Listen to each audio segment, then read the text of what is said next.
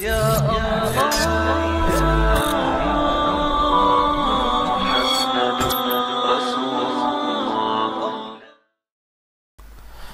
মাওলানা সাদ সাহেব দামাক বারকাতুহুম গোটা দুনিয়ার আমির বর্তমানে, এবং উনি যারা তাবলীগের মেহনত করে, দাওয়াতের মেহনত করতেছে, এটাতে কোনো সন্দেহ নাই যে সবাই ওনার এতাতে মেহনত করার দ্বারাই সহি মেহনত করতে পারবে, যেহেতু উনি নিজামুদ্দিনে আছেন এবং নিজামুদ্দিনের আমির, এবং নিজামুদ্দিনকে আল্লাহ কবুল করে নিছেন, এটা মুরব্বীরা সবাই জানে। তো যেটা নিয়ে আলোচনা করতেছিলাম, যে উনি এক বয়ানের মধ্যে বলতেছিলেন যে মাদ্রাসাগুলোতে জাকাত না দেওয়া হোক, মাদ্রাসায় জাকাত দিলে জাকাত আদায় হবে না। কিছু মানুষ ওনারা একটা কথা ধরছেন যে উনি নাকি এই কথা বলছেন। তো উনি বলছেন কি বলেন না এটা পরে, আগে এই ব্যাপারে ওলামা একরাম কি বলে এটাকে আমাদের দেখা দরকার। জাকাত কাদের দিতে হবে আল্লাহ তাআলা পবিত্র কোরআনে স্পষ্ট করে উল্লেখ করে দিয়েছেন, যার সূরা তওবায় আয়াত নাম্বার 60 এর মধ্যে আছে, নিশ্চয়ই সদকাসমূহ জাকাত ফকিরদের জন্য, মিসকিনদের জন্য, জাকাত উসুলকারীদের জন্য, ইসলামের দিকে ধাবিত করার লক্ষ্যে কাফেরদের অন্তর জয় করার উদ্দেশ্যে সেই কাফিরদের জন্য, চুক্তিবদ্ধ গোলামদের জন্য, ঋণ আদায় অক্ষম ক্ষতিগ্রস্ত ব্যক্তিদের জন্য, আল্লাহর রাস্তায় মুজাহিদ ও গাজীদের জন্য, মুসাফিরদের জন্য, এসব আল্লাহ তাআলার পক্ষ থেকে নির্ধারিত, আর আল্লাহ তিনি মহাজ্ঞানী ও প্রজ্ঞাময়। সাহাবাদের ইজমা দ্বারা 4 নাম্বার বাদ হয়ে যাবে, তাদেরকে দেওয়া যাবে না, কারণ ইসলামের সূচনা লগ্নে যখন কাফিরদের আধিপত্য ছিল তখন তাদের মন জয় ও ইসলামের দিকে ধাবিত করার জন্য এবং তাদের অনিষ্ট থেকে রক্ষা করার জন্য তাদেরকে দেওয়া হতো। পরবর্তীতে এই পরিস্থিতি না থাকায় তারা বাদ পড়ে যায়। 3 নম্বরে যে উসুলকারীর কথা বলা হয়েছে সে হলো মুসলমানদের আমিরের পক্ষ থেকে জাকাত উসুল ও বন্টনের কাজে নিয়োজিত ব্যক্তি। 6 ও 7 নম্বরে ঋণগ্রস্ত ও গাজীদের বেলায় দরিদ্রতা শর্ত, দরিদ্রতার কারণে ঋণ আদায় করতে পারতেছে না এবং জিহাদে অংশগ্রহণ করতে পারতেছে না। তারপর কথা হলো, যে মাযহাবের অনুসরণ আমরা করে থাকি, হানাফি ফকিহগণের মতে জাকাত আদায়ের শর্ত হচ্ছে জাকাত পাওয়ার হকদার ফকির ও মিসকিন ইত্যাদিকে মালিক বানিয়ে দিতে হবে। যে যাবত তাদের হাতে জাকাত মাল না পৌঁছবে ততক্ষণ পর্যন্ত জাকাত আদায় হবে না। একথার কিছু দলিল নিম্নে পেশ করা হলো। অর্থাৎ হাশেমি গোলাম ব্যতীত মুসলিম ফকিরকে মালের মালিক দেওয়া জাকাত আদায়ের শর্ত। তাবনিউল হাকায়েক 3 নম্বর 238। অনুরূপ ফতোয়া আলমগীরের মধ্যেও আছে যে মুসলিম ফকিরকে জাকাতের মালের মালিক বানিয়ে দেওয়া জাকাত আদায়ের শর্ত। ফতোয়ায়ে শামী 2/378। তারপরে আছে জাকাতের মাল দিয়ে মসজিদ নির্মাণ করা, অনুরূপ ব্রিজ ও পানির নালা নির্মাণ করা জায়েজ নাই। ফতোয়া আলমগীরি 5/134।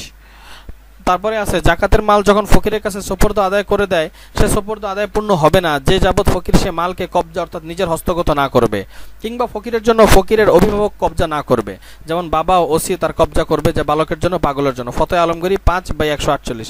অনুরূপ আরও বিভিন্ন জায়গায় ফতোয়ার ব্যাপারে আসছে জাকাতের প্রকৃত ব্যক্তি হকদার কারা। উপরে সংক্ষিপ্ত আলোচনা দ্বারা স্পষ্ট হয়ে গেল মুহতারাম মাওলানা সাদ সাহেব উক্ত কথা বলেও থাকেন তবে সত্যি বলেছেন।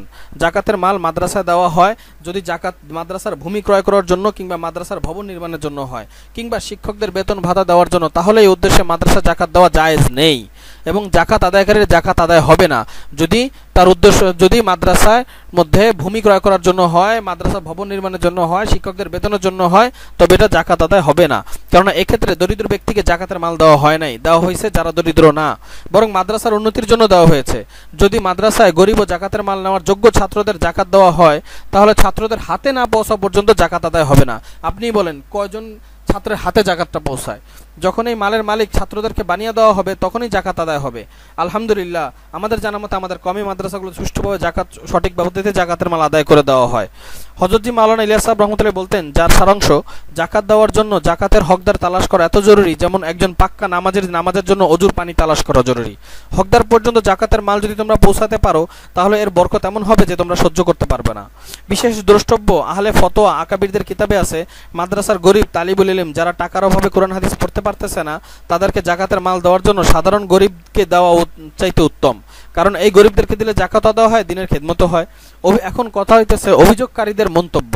ফতোয়াটি কোন কিতাবে পাইল মাওলানা সাদ সাহেব? গরিব ছাত্ররা মাদ্রাসায় পড়ার কারণে কি তাদের জন্য জাকাত হারাম হয়ে গেল? মাদ্রাসার সাথে কেন এত শত্রুতা? আল্লাহ তাআলা বোঝার তৌফিক দান করুন।